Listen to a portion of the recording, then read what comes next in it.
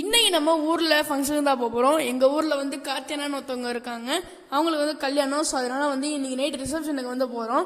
நாளைக்கு காலைல வந்து முகூர்த்தம். ஸோ அதனால இன்னைக்கு நைட் ரிசப்ஷனுக்கு போயிட்டு அங்கே பார்த்துட்டு வந்துருவோம். நாளைக்கு காலைல முகூர்த்தத்துக்கு தான் போக மாட்டோம்.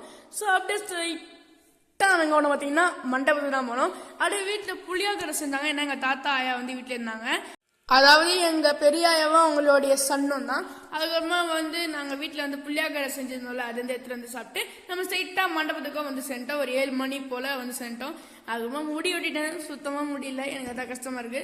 அப்புறம் மண்டபத்துல வந்து சேர்ந்தோம். நம்ம எல்லாரும் பார்த்து இவங்களாம் மாப்பிள்ளை பொண்ணு, மண்டபம் பாருங்க எப்படி இருக்க பக்கவா இருக்கா. அப்புறம் அங்க போயிட்டு வெளியே என்ட்ரன்ஸ்ல அந்த டீயா காஃபியா ஏதோ ஒன்று குடிச்சாலும் வந்துட்டேன். ஸோ அப்புறமா வந்து சிக்கன் பக்கோடா சாப்பிட போயிட்டோம். எங்க ஊர்ல வந்து சிக்கன் பக்கோடா வந்து நல்லா இருக்கும். இந்த வெயிட்டுக்காக பாதியெல்லாம் போட்டு வைக்க மாட்டாங்க, எண்ணெயில் பாதி போட்டு அதுக்கப்புறம் போட்டு பொரிச்சு தரலாம் வைக்க மாட்டாங்க. அவங்க ஃபுல்லாக பியூராக பண்ணி தருவாங்க. அப்புறம் நம்ம போயிட்டு கல்யாணம் சாப்பிட்டு இவர் தான் எங்கள் மச்சான் வந்திருந்தாரு. அவரோட ஃபோட்டோகிராஃப் எடுத்துட்டு நாங்கள் பேசின்னு உட்காந்துருந்தேன். அதுக்கப்புறமா மேலே அந்த ஸ்டேஜில் போயிட்டு பார்க்குற மாதிரி இருந்துச்சு. அப்புறம் வெளியே வாட்டர் பாட்டில் திக் போட்டு கேட்ச் பிடிச்சி விளையாடிட்டு இருந்தோம். அதை பாருங்க, கரெக்டாக வீடு எடுக்கும்போது கரெக்டாக கை வச்சு சீன் வச்சிட்டேன். அதுக்கப்புறமா தூக்கி வச்சேன். அது ஒரு காரில் போய் டூம்னு வச்சு சிறான பயமாயிடுச்சு, யாரு காரணே தெரியல. அப்புறம் பார்த்தா எங்கள் மாமா காரு, அதனால எதுவும் சொல்ல. ஸோ அதுக்கப்புறமா வந்து சாப்பிட்டு டான்ஸ் ஆடினேன். அதனால சுத்தமாக முடியல. அப்புறம் இவங்க தான் எங்கள் அண்ணா காத்தியண்ணா கல்யாணம் சொன்னேன் அவங்களுக்கு. அதுக்கப்புறமா ட்ரெஸ் சேஞ்ச் பண்ணுறவங்கள போயிட்டு எங்கள் சித்தியோட பாப்பா, அதாவது எங்கள் தங்கச்சி வந்து தண்ணி குடிச்சாங்க, அந்த வாட்டர் பாட்டில் இருக்கிற தண்ணி. அதுக்கப்புறம் இவன் ஜாலியாக சுற்றி இருந்தாங்க. அந்த பாருங்க, இப்போ அந்த சுற்றுவாங்க பாருங்க அந்த ஃப்ராக்ல.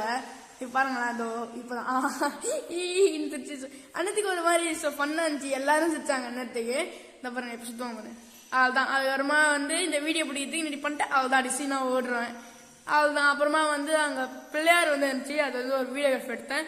அப்படியே நல்லா இருக்கா, பக்காவாக இருக்கா மண்டபத்தோட சேர்த்து. இது வந்து 2x ஸ்பீடில் வச்சிருக்கேன், அதனால அப்படி இருக்கு.